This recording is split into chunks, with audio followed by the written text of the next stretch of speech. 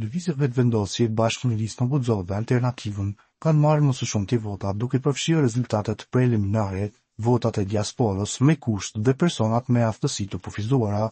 E dyta mbetet Partia Demokratike e Kosovës, pastaj Liga Demokratike e Kosovës dhe Aleanca për Ardhmërinë e Kosovës, në koalicion me Nismon dhe të tjerët.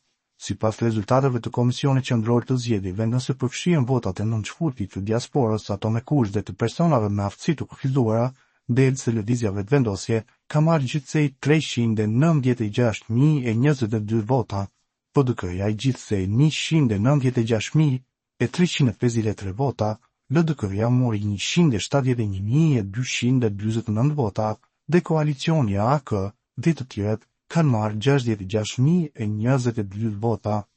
Nga numërimi i votave në qendrën e numërimit nëpër komuna, lëvizja vetëvendosje mori 345.760 vota të rregullta, ose 40.90%.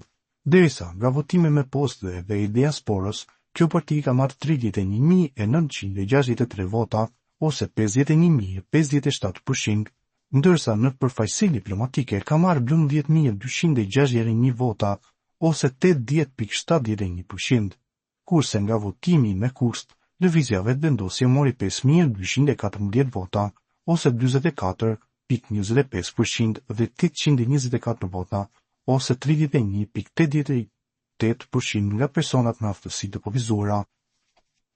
Partia Demokratike e Kosovës nga votat e rregullta mori 186.302 vota, ose 22.04%, derisa nga votimi me postë diasporës ka marrë 5.878 vota, ose 9.48%, ndërsa në përfaqësi diplomatike ka marrë 1.175 vota, ose 7.73%.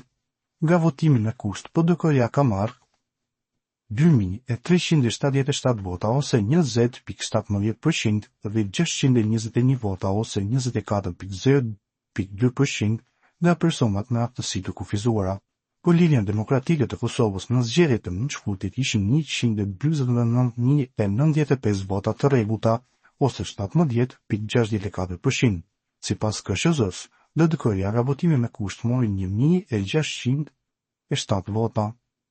Në zgjedhjet parlamentare të Kosovës të mbajtura më nënçfut 2025, numri i përgjithshëm i votuesve ishte 836.763, që përbën një pjesëmarrje prej rreth 42.5% të votuesve të regjistruar, ose më pak se në vitin 2021 dhe në vitin 2019.